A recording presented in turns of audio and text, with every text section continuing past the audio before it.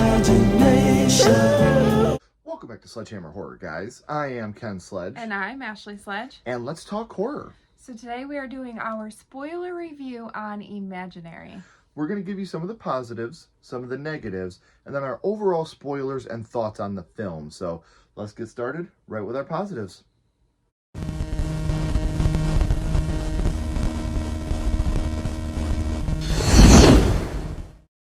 So some of the positives of the movie, there was some good slow playing moments, but it had a good payoff. So it wasn't like it dragged on and then it was for no reason. Like there was a great payoff. Yes, a bed scene is really one of those. It is genuinely creepy. And it's got some good jump scares in it. For those of you that know me know, I don't like jump scares. I think they're cheap. I think they're overdone. The ones in this were not cheap. They weren't just a loud noise and you jumped. They were genuine jump scares and they were done really, really well. I agree with that. Also, they did a lot of like background scares where you were like, oh, did you see that? Mm-hmm. Did you see that? Like you could see something and it was very creepy. And it never came into focus. No. What it was. And I thought that was really well done. Mm-hmm. Usually when you see something in the background, it has that jump scare to it. This didn't do that. It kind of lingered in the background. Right. Which was pretty cool. The third act setting really reminded me of a movie that I hold very dear to my heart, Labyrinth. A lot of the way that the third act looked. I really like the way the third act looked. It's definitely a good positive. Yeah. So there was a lot of stuff that I could see David Bowie in the setting of the third act of this movie, and I thought it was done very, very well. Absolutely. Also, the actress DeWanda Wise, she did phenomenal. She's a very good emotional actress, and I thought she did a really great job. I didn't see anybody that was really bad. I thought all the acting overall was really good in this film. The score definitely reminded me of Home Alone at certain points. There was like Home Alone type, and then also I heard like introducing Chauncey the Bear. Stranger Things. Stranger Things. Yes. It definitely, I heard Stranger Things in there too. Yeah. So I definitely would recommend sticking around for the credits because you're going to get a lot of that Home Alone type score. So those are some of our positives. Let's go ahead and get into some of our negatives.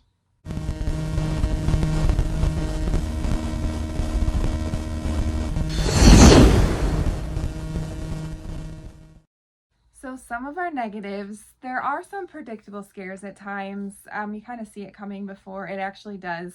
So yeah, that's definitely a negative.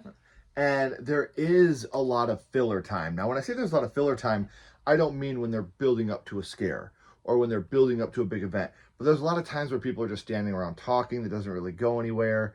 A scene with the boy that comes over that lasts way too long. Mm-hmm. There's just some filler time that really could have been cut out of the film. Speaking of the boy, there's very much so stereotypical characters, especially the teenagers. You have this stepdaughter that is it's almost comical how over the top like her angsts are.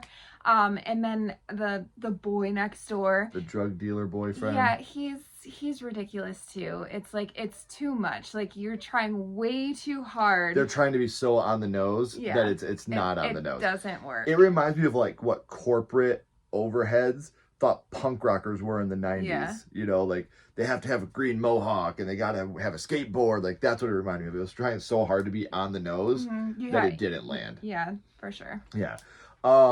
There is a lack of on-screen kills. Now, a movie doesn't have to have a lot of kills to be scary, and this falls in that category. There's not a lot of kills throughout the film, but I would have liked to see a couple on screen at least. Yeah. So we could have had that very Blumhouse. Very Blumhouse, for sure. Yeah, so I would have liked to have seen more on-screen kills throughout the film. So Chauncey, in his actual form, is just kind of ridiculous looking. Like it's almost comical, to be honest.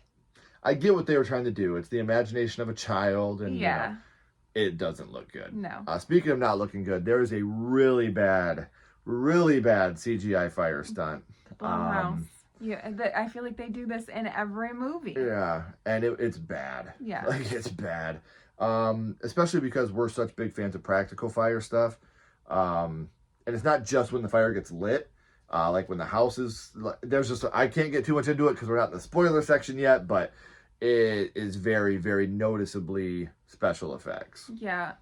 Also, there's a fake out, and I mean, I almost seen it coming. Yeah. It's just like, do we always have to have fake outs? Like, is that something that always has to happen? Well, speaking of fake outs, we're going to talk about a couple more of those right now because we're going to get into the spoilers. If you haven't seen this movie and you do not want it spoiled, now's your time to pause and come back and watch later. But you better come back and watch later. But if you don't want to be spoiled, shut it off now. If you don't care, we're going to spoil the film for you.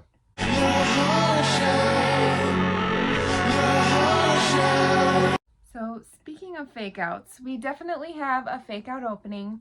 I don't know why we have to fake your audience out, but it's like it started off the bang. I was like, oh, okay, we're going there. And then it just the opening just teetered off, and it was just, I had to erase all my notes I had for the whole opening because I was like, wow, this is fucking crazy. This like, is awesome. And I was just like hitting the backspace. I hate fake out openings. yeah. Scream 4, I'm looking at you with your double fake out opening, but there's a scene she has to do something that hurts, and she takes a board off the fence, like it's like a boarded fence with like 2x4s. She's got a rusty nail, and she's gonna slam her hand. This is Alice, a young girl. She's probably 9 in the movie. She's young. No, gotta be younger than that. 6, 7, 8. She's still has an imaginary friend, but she has it, and she's just getting ready to slam her hand on the nail. And that's when Jess comes and knocks the board off the table. I literally was like, don't do it, don't do it, don't do it. But it's weird because for a split second when you look at it, it's a flower. Yeah. Like the nail turned into a flower. Like that was Chauncey's way. Are you sure it's not going to hurt? She's trusting him. That was Chauncey's way of telling her it's okay. Yeah. It's a flower. It's not a nail. Just a little part. Like this is something I love about this movie. Lots of little moments. There's a scene when they're walking by a picture frame in the hallway. And it looks one way when you first walk by and a complete different way after they walk by. They don't zoom in on it, nothing like that. It's just very subtle in the background. Those are the things I love a lot. Mm-hmm.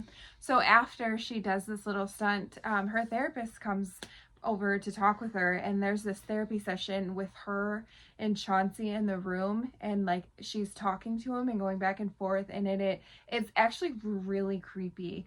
That entire It's so scene. epic. It's really great. Well, in my opinion, the best scene of the film. The acting from the young lady in it was great, and you learn a lot because what you come to find out, the bear's in Jessica's imagination too. Mm-hmm. Like they're walking around with Chauncey the bear. The bear's not real. The No. bear's imaginary too. And she's like, how can this be possible? Like she's going back through her phone. There's no bear there. She goes through all her the memory flashbacks, and the bear was never actually there. She asked the stepdaughter, the older daughter, like, you've seen the She's bear, like, right? She's no, like, it's no, it's an imaginary friend. Yeah, and I was just like, oh. Yeah, that was brilliant. That was pretty cool. Because Alice can see it too. But Alice and Jess are the only ones that can. Then it flashes back, and Alice is always doing this or doing that or doing this. But there's nothing there. That to me, and the good thing about this twist, this is in the middle of the second act. This isn't at the end of the movie. They're hitting you with the twist already in the middle of the second act. And I thought it was a great way to really start to ramp up what we're about to see. Yeah, so we have the crazy old neighbor, Gloria. She is actually, we find out she's under the entity's control. She kind of manipulated them to go into Chauncey's lair, the imaginary world. Mm-hmm. And I totally seen this coming. I definitely Can we call the this imaginary world Imagination Land? Imagine. PTSD. Yes. Oh so my they gosh. go into Imagination Land. No, we're not calling it that. But Gloria, you don't know, because at first, like, you see her and like she's creeping outside the window. Yeah. And that was actually a good scene too, when the older sister took the picture and you saw her in the background. Yeah. Ashley called it. I was like, "There's no way." I had bad feelings. I'm a pretty good judge of character, and I had bad feelings in it. But you find out that she was Jess's babysitter when she was young, and she watched Jess get taken into Chauncey's lair, Imagination Land, when she was young. And then she obsessed about it. Wrote books. Yeah. Yeah, and so she is under the control of the entity to try to prove that what she did was real, and that here in Imagination Land, you can be whatever you want, you can do whatever you want. Then she gets killed off screen. So, didn't work out too well for her. Yeah. There's a subplot throughout the movie about Jess and her dad, and you never find out the extent of, that's one of my negatives, really. I didn't want to talk about it, I'll talk about it now. You don't really find out the extent of what happened with her and her father. I would like to have gone a little deeper into the pain that was caused. But it turns out that he had saved her. Yeah. He went back in to Chauncey's area, to Imagination Land, and he pulled Jess out of Imagination Land. And he saved her. And when he did, he looked into Chauncey's deadlights, and that is a definitely a direct nod from the 1990s It. yeah, The deadlights, absolutely. it's a total nod to it. Which is amazing. I really enjoyed that part of it. I will say the two Blumhouse movies we've seen this year have had both, this and Night Swim, have had direct references to Pennywise or It from 1990 with the sewer, and in this one with the deadlights. But when the dad did that, it scrambled his brain. Mm-hmm. And so he's in a mental institution now, or not a mental institution, but no, special care facility. She got taken away from him. Right. And yeah. He's crazy because of the deadlights and all the imagination that went into his brain. So, but the subplot of him saving her, that part was awesome. Yeah. And older Jess, it was almost like a time travel thing. She looked through the glass to see what actually happened. And see what actually happened. And she saw her father saving her from Imagination Land. And I thought that was absolutely awesome. It was a great, great subplot that I didn't see coming in a movie like this. Yeah, no, I really love that. Like, her dad really loved her enough to save her and take all of that just to get her away from. Because her mother had died of cancer. Yeah. And dad's all she had left, and he took that away from her. He saved her and took the deadlights away from her. So dads are pretty great. They can be. So we're talking about a movie that obviously was just released, so it's going to take a little bit of time to soak in. But if we're going 0 to 5, what would you rank this movie? I'm gonna give it a 2 out of 5. I did enjoy, like I said, the actors. For the most part, the actors. There was a few that were not so great. It's very Blumhouse. It's very, almost like horror adjacent. Like, there is scary parts. I would say this is definitely a gateway horror film. Yeah, for sure. And it just seemed a little watered down with the horror part of it. So, yeah, a 2 out of 5 for me. There's not many kills. I love the kills. I love gore, and there wasn't a lot of that. Not saying that I always need that in every film, because I don't, but I do enjoy that. And I don't know, it just reminded me of other, like, imaginary movies or, like, possession-type movies of when kids are younger. Like, and like, the fire at the end definitely reminded me of the Boogeyman. Like, it just, I don't know, there was a lot of different movies in this that... I'm actually going to give this a 3.5. I liked this movie way more than I anticipated liking it. This never happens. Never. Usually it's the opposite, but I don't know what it is about this film. Maybe the dad part really struck a chord with me that, that lingered inside of me.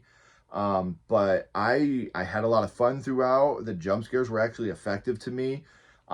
The twists, I didn't see the fact that nobody else could see the bear, which seems small, but when you watch the movie, it's actually really cool. I can't wait to rewatch this and try to pick those parts out.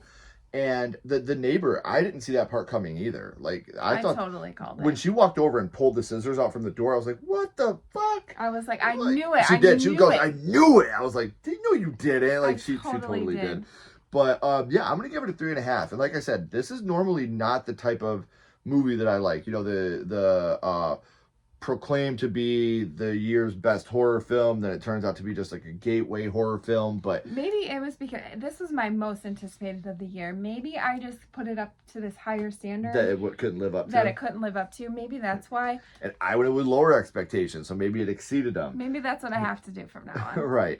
But yeah, I would definitely recommend you guys checking it out. I know Ashley ranked it a 2. I ranked it a 3.5, but you should always judge for yourself. Yeah. I think this was a very fun movie, and I could see, taking younger kids to this. There's nothing that's way over the top, scary, bloody, gory, that would keep children away from the film. Right. So I think kids could really get into this. I think this could be a good gateway horror film for kids. So let us know down in the comments. What did you think of Imaginary? Do you agree with me or do you agree with Ash? Is this a movie you would like to watch again? If you haven't seen it, what's your excitement level for it? Now here in our review. But as always, guys, all good things must come to an end. So if you haven't already, please like and subscribe. It really helps to build our channel more than you know. And follow Sledgehammer Horror on social media. Our links are down in the description as well. But until next time, keep talking horror. Stay who you are. And we'll see you guys soon. Bye, guys.